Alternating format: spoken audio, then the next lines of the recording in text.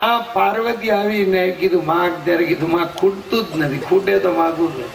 પાર્વતી અચંબામાં પડી ગયા, દીકરા તારે જોતું નથી, સાચી વાત છે ને, એમ મારું આવવું દુનિયામાં કોઈ દી ફોગટ જતું નથી, એટલે હું આપ્યા વગર અહીંથી જવાની જ નથી. એ વખતે ભરતો હરી કે માં ખૂટે તો માગું ને, અને બહુ આગ્રહ કર્યો, અને ત્યારે કીધું માં આપવા જ આવી છો, તો કે હા. આપ્યા વગર નહીં જા, તો કે ના નહીં જાઓ. તો કે માં તું નહોતી ત્યારે હું ખુલ્લા તડકામાં એમના બેઠો તો, પણ તું આવીને આડી ઉભી રહી ગઈ ને, એટલે તારો પડછાયો મને છાયો બનીને આવી ગયો. તો માં હું તારી પાસે માગું છું કે મારાથી 8 ફૂટ આગી ઉભી રહે. આ દુનિયાનો શ્રીમંત માણસ કહેવાય. એટલા માટે જે સદાનો સંતોષી. અને પછી લખ્યું છે કે મોટામાં મોટો રોગ કયો, તો કે પુનરપી જન્મમ પુનરપી મરણમ. તો કે ઈ રોગને દૂર કરવાની દવા, તો કે પરમાત્માના સ્વરૂપનો વિચાર કરો. હવે વિચાર કરો, અજામિલનું જીવન સુધરી ગયું, વિમાનમાં બેસીને વૈકુંઠમાં વહી ગયો, બધાને કહેતો ગયો કે પાપી માણસો મૂંઝાતા નહીં, જગદંબા પાસે જાઓ, બધા પાપને ધોઈ નાખશે. અને તમે જો છોકરું ગમે એટલું બગડેલું હોય તેને સાફ કોણ કરે? માં જ કરે, માસી નો કરે. આ માસી કે કરી તારો છોકરો બગડ્યું, માં જ ધોવે. તમે જો ગમે એવું દુબળું નબળું છોકરું હોય, હાથ પગ દોડીને પેટ ગાગડી, એને કોઈને જોવું ન ગમે એવું રિકેટ હોય, પણ છતાં એની માં એને ગોદમાં લઈને પ્રેમ કરે. એમ ભગવાન છે ને, એ માં જેવો છે. 3 જણા વગર બોલાવ્યા આવે, એક ઋષિ બોલાવ્યા વગર ન આવે, એક ભગવાન બોલાવ્યા વગર ન આવે, એક માં બોલાવ્યા વગર. અને માં કોને કહેવાય? તો કે માગ્યા વગર આપે એને માં કહેવાય. માગ્યા પછી આપે ને એને માસી કહે. છોકરો માસીને ઘરે રહેતો હોય ને, તો એને કેવું પડે, માસી મને જમવા આપો. એમાં માસીનો વાંક નથી હો, કારણ કે છોકરો બોલે તેને ખબર પડે ને. અને માં જેને એ જેમો ન હોય ને, તો એ રમતો હોય ને, ભાઈ બોલાવે છે, હાલ ને ભાઈ ખાઈ લે ને. એટલે બોલાય, માગ્યા વગર આપે અને માં કહેવાય, માગ્યા પછી આપે અને માસી કહેવાય. અને માગ્યા પછી વડકા કરતી કરતી આપે દી પછી માની કહેવાય. ત્યારે ભગવાન તો માં જેવો છે, માં જેવો. એ માં જેવો છે. એ બધાને કહેતો ગયો કે પાપી માણસ જો મારા શરણે આવે તો ઉદ્ધાર. અને લખ્યું છે ગીતામાં કે સર્વાન ધર્માન પરિત્યાજ્યમ યમ એકમ શરણમ રજહમ ત્વામ સર્વ પાપેભ્યો મોક્ષયિષ્યામિ મા શુચ ઇતિ જીવમ. રામાયણમાં લખ્યું છે, જો નર હોય ચરાચર દ્રોહી, આવે સભઈ ચરણ તકી મોહી, તો કરું સજ્ય તે સાધુ સમાના. હવે આવું કોણ સર્ટિફિકેટ આપે? પ્રભુ મને સાજો ભરોસો છે તારો, પ્રભુ મને સાચો ભરોસો છે તારો. સુખ દુઃખમાં તું મારો રે, ઓ પ્રભુ મને સાચો ભરોસો છે તારો. એટલે હંમેશા જેને પાપનો ખરા હૃદયથી પસ્તાવો કરો. ભગવાનના નામમાં આટલી તાકાત. ત્યાંથી ટર્નિંગ પોઈન્ટ આવ્યો છે અજામિલના જીવનમાં. શ્રી કૃષ્ણ ગોવિંદ હરે મુરારે, હે નાથ નારાયણ વાસુદેવ. કૃષ્ણ એટલે કર્ષતી કૃષ્ણ. મારા મનનું પ્રભુ આકર્ષણ કરો, ખેંચો. અને ગોવિંદ એટલે ઇન્દ્રિયોનું રક્ષણ કરનારા. મારી ઇન્દ્રિયોને તમામ તમારાની અંદર લીન કરો. અને હરે એટલે દુઃખને હરવા વાળા. મુરારે એટલે મૂર નામના અસુરને મારવા વાળા. પછી હે નાથ એટલે તમે નાથ છો ને હું સેવક છું. પછી નારાયણ એટલે તમે નારાયણ છો અને હું નર છું. અને વાસુદેવ એટલે મારા પ્રાણનું રક્ષણ કરો, મારું જીવન તમારે ચરણે છે, આવો આનો અર્થ થાય. શ્રી કૃષ્ણ ગોવિંદ હરે મુરારે હે નાથ નારાયણ વાસુદેવ. અને આપણે સવારે જોયું હતું કે પ્રાચીન બરહીના દીકરા પ્રજેતાને ત્યાં દક્ષ નામનો દીકરો થયો અને હંસગુહ્ય સ્તોત્રથી આદિ નારાયણની આરાધના કરીને 10,000 દીકરાઓ થયા છે. તો કે આ બધી સમાધિ ભાષા છે, એના માનસ દીકરા હોય. કારણ કે પુરાણને વાંચવા માટે પણ અક્કલ જોઈએ. હવે એને પ્રજોતપતિ માટે થઈને એના પિતાએ મોકલ્યા તપ કરવા નારાયણ સરોવરમાં. હવે ત્યાં ગયા અને નારાયણ સરોવરમાં સ્નાન કરી નીકળ્યા કે નારદ એને હામાં મળ્યા. નારદે પૂછ્યું શું આવ્યા છો? તો પ્રજોતપતિ માટે તપ કરવા આવ્યા. તો કે તમને બધાને ખબર છે એક જ પુરુષ એવો દેશ ક્યાં છે? તો કે હા, આ શરીર, એમાં ઈશ્વર રૂપી એક જ પુરુષ છે. તો કે તમને ખબર છે એવી ગુફા એક છે કે જ્યાં જવાય ખરું નીકળાય નહીં? તો કે હા, એવી ગુફા એટલે ભગવાનનું ધામ. યદ્ગતવા નિવર્તન્તે તદ્ધામં પરમં મમ. તો કે પરસ્પર વિરુદ્ધ દિશામાં વહેનારી નદીની તમને ખબર છે? તો કે આ સંસાર, એમાં પ્રવૃત્તિ ને નિવૃત્તિ વિરુદ્ધ દિશામાં વહેતી નદીઓ છે. તો કે બધાને માથે એક ચક્ર ફરે છે, ખબર છે? તો કે આ કાળ ચક્ર. તો કે તો પછી પ્રજોતપતિ માટે નીકળ્યા છો, એના બદલે તમે મોક્ષ માર્ગી થઈ જાઓ ને સંન્યાસ લઈ લો. તો એ 10,000 ને નારદે મોક્ષ માર્ગી સંન્યાસ ધર્મનું આચરણ કરતા બનાવ્યા. હવે દક્ષ મહારાજને ખબર પડી એટલે એને નારદને શ્રાપ દીધો કે મેં મારા છોકરાને પ્રજોતપતિ માટે શક્તિ મેળવવા તપ કરવા મોકલ્યા હતા, તે એને સંન્યાસી બનાવ્યા. એટલે જા નારદ, તું છે ને એક જગ્યાએ સ્થિર નહીં રહી શકે. નારદે કે કહી દો કઈ વાંધો નહીં, હું દેવર્ષિ જાઉં. હવે હું તમને એમ કઉ છું કે તમારા ઘરે એકલી કન્યાઓ થશે એટલે સંન્યાસનો પ્રશ્ન. એટલે દક્ષ મહારાજને ત્યાં 60 કન્યા થઈ. એમાં 27 ને પેલા ચંદ્રમાને આપી. કાલે આપણે જોયું તો 13 ધર્મને આપી, એક અગ્નિ નારાયણ ને આપી, એક પિતૃને આપી, એક મહાદેવને આપી. એમાં અદિતિ છે ને એના ઘરે 12 બાળક થયા છે ને એમાંનું એક બાળક એટલે ત્વષ્ટા પ્રજાપતિ, અને એનો દીકરો છે ને એનું નામ છે વિશ્વરૂપ. એક વખત ઇન્દ્ર સિંહાસન ઉપર બેઠા હતા અને એમાં એના ગુરુ બૃહસ્પતિ આવ્યા. એટલે એને આદરપૂર્વક એનું સન્માન ન કર્યું ને એનું અપમાન કર્યું છે. હંમેશા માણસ ગુરુદ્રોહ કરે ને તો એનું કોઈ પ્રાયશ્ચિત નથી.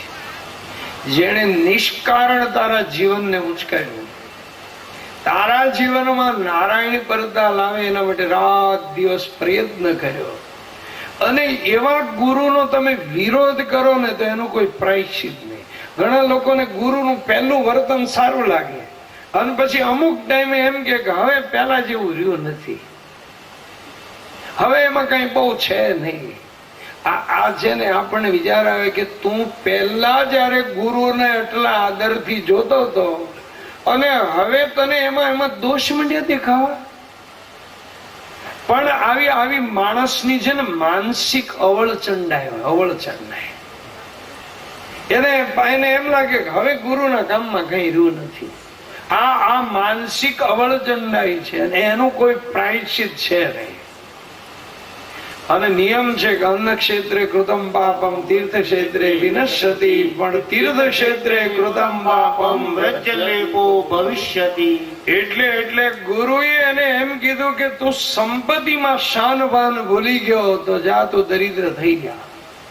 હવે આ બાજુ અસુરોને ખબર પડી કે બૃહસ્પતિ ઇન્દ્રને શ્રાપ આપેલો. બધા અસુરો ભેગા થઈ અને સ્વર્ગમાં ઇન્દ્ર ઉપર ચડાઈ કરીને ઇન્દ્રનું રાજ સ્વર્ગનું લઈ લીધું અસુરોએ. હોળી બધા દીવો અકળાઈ ગયા અને ગયા બધા બ્રહ્મા પાસે બ્રહ્માએ ઠપકો આપ્યો કે તમે ગુરુનો દ્રોહ કર્યો ને એનું આ પરિણામ છે. હવે તમે એક કામ કરો, બૃહસ્પતિની સીટ ઉપર કોઈ બ્રહ્મનિષ્ઠ પુરુષને ગુરુ તરીકે બેસાડો. તો એવો કોઈ તમારા ધ્યાનમાં? તો કે હા, ત્વષ્ટા પ્રજાપતિનો દીકરો વિશ્વરૂપ. વિશ્વ એટલે જગત, વિશ્વ એટલે વિષ્ણુ ભગવાન. જેને વિષ્ણુના 1000 નામ વાંચ્યા હોય ને એને ખબર હોય કે એમાં શરૂઆત જ ત્યાંથી થાય છે. વિશ્વમ વિષ્ણુ વૃષટકારો ભૂત ભવ્ય ભવત પ્રભુ ભૂત ભાવો ભૂતાત્મા ભૂત ભાવના. આમ વિશ્વ એટલે જગત. આખા જગતની અંદર નારાયણને જોવા આમ નામ કહેવાય વિશ્વરૂપ. પણ ઘણા લોકો તમે જોજો, કોઈ સૌભાગ્યવતી સ્ત્રીમાં મળે ને સામે તો એમ માને લક્ષ્મીજી મળ્યા, શુકન થયા. અને કોઈ વિધવા મળે ને તો મોઢું બગાડે. આ વિશ્વરૂપ ન કહેવાય. જેમ સૌભાગ્યવતી સ્ત્રી મળે ને મને લક્ષ્મીજી મળ્યા એમ લાગે ને, એમ કોઈ વિધવા સ્ત્રી મળે તો માનવું મારી માં મને ગંગા હામી મળે. હવે જરૂર મારું કામ સિદ્ધ થઈ જ જવાનું. એટલે તમે જો વિધવાના નામની આગળ ગંગા સ્વરૂપ લગાડવામાં આવે. મારી માં મને ગંગા મળી છે. હવે વિશ્વરૂપ બ્રહ્મનિષ્ઠ છે એટલે દેવોએ બધા એને બૃહસ્પતિની સીટ ઉપર બેહાર્યા અને પછી વિશ્વરૂપે એને નારાયણ કવચ આપ્યું. નારાયણ કવચ એટલે મંત્રાત્મક બખ્તર. જેમ લોઢાના બખ્તર હોય ને શરીરના રક્ષણ માટે, એમ મંત્રાત્મક બખ્તર એને કહેવાય નારાયણ કવચ. જેને આનો પાઠ કરવાનો હોય ને એને અંગ ન્યાસ કરવો પડે. વચ્ચેની 3 આંગળી રાખીને અંગનો ન્યાસ કરવાનો. અક્ષણો મે ચક્ષુરસ્તુ, કર્ણયો મે શ્રોત્રમસ્તુ, નાસિકા મે પ્રાણસ્તુ, મુખો મે અગ્નિરસ્તુ, ગ્રીવાયામ સૂર્યનારાયણસ્તુ, બાહુરો મે બલમસ્તુ, હૃદયે નારાયણસ્તુ, નાભી મે પ્રાણસ્તુ, ઉર્વાઓ મે ઓજોરસ્તુ, અરિષ્ટાની મે અંગાની તન સહસંતો. અને પછી નારાયણ કવચનો પાઠ કરાય. જલેશુ મામ રક્ષદમસ્ય મૂર્તિ યાદો ગણેભ્યો વરુણસ્ય પાશાત સલેશુ માયા વટુઆ મનોવ્યા ત્રિવિક્રમં કેવતો વિશ્વરૂપા. મત્સ્ય મૂર્તિ ભગવાન જળની અંદર જળ તંતુ વરુણના પાશથી રક્ષા કરો. માયાથી બ્રહ્મચારી રૂપ ધારણ કરેલા વામન ભગવાન સ્થળ ઉપર, ત્રિવિક્રમ ભગવાન આકાશ. આખું શરીરની રક્ષા માટેનું કવચ એને કહેવાય નારાયણ કવચ. એનો છેલ્લો મંત્ર છે ને, એ તો જયારે બીક લાગે, કઈ ઉદ્વેગ થાય ત્યારે ગાવા જેવો, પાઠ કરવા જેવો છે. હવે આ નારાયણ કવચની મદદ લઈ અને વળી દેવોએ પાછું અસુરો સામે લડાઈ કરી અને સ્વર્ગનું રાજ પાછું દેવોએ લઈ લીધું. અને પછી બૃહસ્પતિની સીટ ઉપર બેહાર્યા વિશ્વરૂપને. પણ હવે એમ બન્યું એવું કે વિશ્વરૂપનું મોસા છે ને અસુર કુળમાં હતું. એટલે દેવોને ખબર ના પડે ને એમ યજ્ઞ ભાગ છે ને એ અસુરોને મોકલે. ઇન્દ્રને ખબર પડી એટલે એને 1 વાર ગુરુને રોક્યા. પણ ગુરુ છે એને પ્રવૃત્તિ શરૂ જ રાખી. એટલે ઇન્દ્ર મહારાજ એકવાર જોઈ ગયા અને એને ગુસ્સામાં ખડગ મૂકી દીધું ગુરુના ગળા ઉપર. એટલે વિશ્વરૂપનું માથું કાપી દે. હવે એ ગુરુ હત્યા, બ્રહ્મ હત્યા 1 વર્ષ હાથમાં રાખીને પછી 4 જણાને વેચી. એક ભાગ જમીને લીધો. આ જમીનમાં જે ક્ષાર ભાગ છે ને ખારાશનો, એ બ્રહ્મ હત્યાના પ્રતિક રૂપ છે. પણ એના બદલામાં જમીને માગ્યું હું તો કે અમારી અંદર ખાડો પડ્યો હોય ને તો એની મેળે મેળે લેવલ થાય. તમે જોજો જૂના કુવા હોય ને તમે બુર્યા ન હોય ને તો એ અમુક ટાઈમે લેવલ થઈ જાય. અને એક ભાગ લીધો ઝાડવા. ઝાડવામાં જે ગુંદર આવે ને એ બ્રહ્મ હત્યાના પ્રતિક રૂપે છે. એના બદલામાં ઝાડવે માગ્યું હું તો કે અમને કોઈ કાપી નાખે ને તો એ અમારી વૃદ્ધિ ત્યાં જ કરે. એક ભાગ લીધો પાણી. આ પાણીમાં ફીણ અને પરપોટા આવે છે ને બ્રહ્મ હત્યાના પ્રતિક સ્વરૂપ. પણ એના બદલામાં પાણી માગ્યું હું તો કે અમે જેમાં ભળીએ એમાં વધારો થાવ, નદીમાંથી ઝરણામાં ભળીએ તો એમાં વધારો થાવ. અને એક ભાગ સ્ત્રીએ લીધો. આ દર મહિને માસિક ધર્મના રૂપમાં જે આવે છે એની બ્રહ્મ હત્યાનું પ્રતીક છે. પણ એના બદલામાં સ્ત્રીએ માગ્યું શું હતો કે અમને ભોગોનો થાક ના લાગે. આમ 4 જણાને બ્રહ્મ હત્યા વેચી દીધી ને આ બાજુ વિશ્વરૂપના પિતા ત્વષ્ટા પ્રજાપતિને ખબર પડી કે મારા છોકરાને ગુરુપદ ઉપર બેસાડીને ઇન્દ્રએ મારી નાખ્યો. એટલે ઇન્દ્રને મારવા હાટુ એને એક યજ્ઞ કર્યો. પણ ભાગવતમાં છે ને સકામ કર્મની નિંદા બહુ કરી છે. સકામ કર્મ કરો ને એમાં મંત્ર બોલવામાં સહેજ પણ જો ફરક થઈ જાય તો અર્થનો અનર્થ થઈ જાય. હા, નિષ્કામ કર્મ કરો ને એમાં થોડી ઘણી ભૂલ થાય ને તો ક્ષમ્ય છે. હવે આયા ઇન્દ્રને મારે એવો દીકરો જોઈએ છે, એના માટે યજ્ઞમાં આહુતિ આપે છે. પણ હવે આહુતિ આપવામાં ઇન્દ્ર શબ્દને રસ્વ કરવો જોઈએ, એની બદલે દીર્ઘ કરી. ઇન્દ્ર શબ્દો વિવર્ધસ્વ સ્વા. એટલે ઇન્દ્રને મારે એવો દીકરો મેળવવાને બદલે ઇન્દ્રને હાથે મરે એવો દીકરો મળો. ઇન્દ્રને હાથે મરે એવો દીકરો મળો. એટલે તમે જો વાક્યાર્થમાં સહેજ પણ અલ્પ વિરામમાં ફરક પડી જાય ને તો અર્થનો અનર્થ થઈ જાય. તમે એક વાક્ય બોલો કે રોકો મત જાને દો, પછી એમાં અલ્પ વિરામ જરાક ફેરવી નાખો, રોકો મત જાને દો. વાક્ય એક જ છે, રોકો મત જાને દો, રોકો મત જાને દો. એટલે તમે જો શ્લોક બધા બોલી છે કે પણ વેદના મંત્રો બોલવાના હોય ને ત્યારે મહાપુરુષના માર્ગદર્શન થી જ બોલાય. આ દક્ષિણી બ્રાહ્મણો જે વેદ મંત્રો બોલે ને ત્યારે એમાં હાથના આમ એક્શન કરવા, એ ખરેખર કઈ આમ કોઈ પ્રદર્શન નથી. પણ જે આવી રીતના જે હાથના એક્શન કરે છે એ આરોહ અને અવરોહ છે. હરિ ઓમ માનો ભદ્રા ક્રતવો જંદો વિશ્વતો દબ્ધા સોયા પરિતા સૌદભેદા દેવાનો જતા સદમિદ વિધેયસંધ્રાયુ રક્ષિતાનો દિવે દિવે. એટલે એ આરો અવરો છે, એ ખાલી પ્રદર્શન નથી. એટલે અહીંયા રસ્વ ને બદલે દીર્ઘ થયો, પરિણામે એ અગ્નિકુંડ માંથી વરતાસુર નો જન્મ થયો.